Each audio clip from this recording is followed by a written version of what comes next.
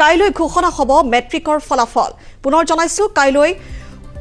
উৎকণ্ঠাৰে অপেক্ষা কৰি থকা এটা বিশেষ দিন কাইলৈ মেট্ৰিকৰ ফলাফল ঘোষণা কৰা তো hey guys welcome back to my second channel হাদিটেকৰ নতুন ভিডিঅ'ত আপোনাক বহুত স্বাগতম যদি আপুনি এজন মেট্ৰিক পৰীক্ষাৰ্থী তেন্তে আপোনালৈ আছে এটা বহুতে ভাল খবৰ কাৰণ কাইলৈ ঘোষণা কৰা হ'ব মেট্ৰিক পৰীক্ষাৰ ফলাফল বা কাইলৈ ঘোষণা কৰা হ'ব মেট্ৰিক পৰীক্ষাৰ ৰিজাল্ট কাইলৈ ৰাতিপুৱাৰ ভাগত অৰ্থাৎ 9টা বজাৰ ভাগতে আপোনাৰ মেট্ৰিক পৰীক্ষাৰ যি ফলাফল আছে সেই ফলাফল ঘোষণা কৰা হ'ব যদি আপুনি মেট্ৰিক দিছিলে তেনে ক্ষেত্ৰত আপুনি এই আপোনাৰ মেট্ৰিকৰ ফলাফলখন আপুনি কেনেকৈ চেক কৰিব কেৱল মাত্ৰ আপোনাৰ মোবাইল ফোনৰ সহায়তে আপুনি আপোনাৰ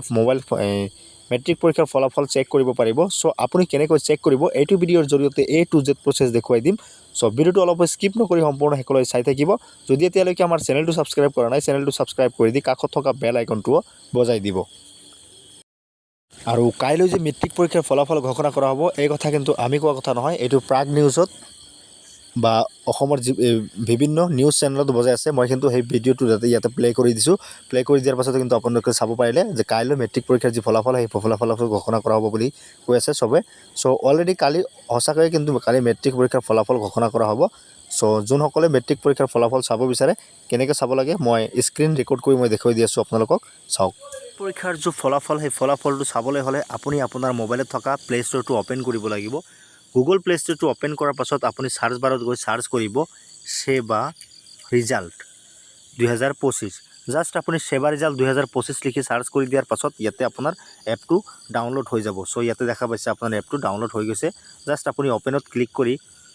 অ'পেন কৰি ল'ব অ'পেন কৰাৰ পাছত আপোনাৰ এনেকৈ ইণ্টাৰফেচ আহিব ইণ্টাৰফেচ আৰ পাছত ইয়াতে দেখা পাইছে কাৰেণ্ট ইয়াৰ ৰিজাল্ট আৰু দেখা পাইছে প্ৰিভিয়াছ ইয়াৰ ৰিজাল্ট সো আপুনি কি কৰিব লাগিব আপুনি জাষ্ট ইয়াতে দেখা পাইছে প্ৰিভিয়াছ ইয়াৰ ৰিজাল্ট যিটো আছে আপুনি সেইটোত ক্লিক কৰি দিব এইটোত ক্লিক কৰি দিয়াৰ পাছত আপুনি কিন্তু ইয়াতে অপশ্যন বহুত কেইটা দেখা পাব ইয়াতে আপুনি একো কৰিব নালাগে জাষ্ট আপুনি ওপৰত এটা অপশ্যন দেখা পাইছে HSLC আৰু AMH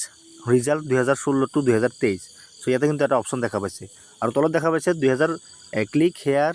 for HSLC result 2024 just আপুনি এইটোত ক্লিক কৰি দিব এইটোত ক্লিক কৰি দিয়াৰ পাছতে কিন্তু ইয়াতে আপোনাৰ চিষ্টেমটো আহি গৈছে এতিয়া আপুনি কেনেকৈ চেক কৰিব ইয়াৰ পৰা আপোনাৰ B24 ইয়াতে B24 টো থাকিব দিব আৰু ইয়াতে দেখা পাব আপোনাৰ এন্টাৰ ৰোল ইয়াতে আপোনাৰ ৰোলটো এন্টাৰ কৰিব তাৰ পিছত ইয়াতে দেখা পাইছে এন্টাৰ নাম্বাৰ ইয়াতে আপোনাৰ যি ৰোল নাম্বাৰ আছিল এই নম্বৰটো এন্টাৰ কৰিব আৰু ইয়াতে যিখন ক্যাপচা দেখা পাইছে 4948 ইয়াতে বেলেগ হ'ব প্ৰত্যেকবাৰৰ ক্ষেত্ৰত বেলেগ হ'ব এইটো ইয়াতে এন্টাৰ কৰিব কৰাৰ পাছত আপুনি জাষ্ট কি কৰিব লাগিব ইয়াতে যেটা অপশ্যন দেখা পাইছে গেট ৰিজাল্ট জাষ্ট আপুনি গেট ৰিজাল্টত যেতিয়া ক্লিক কৰিব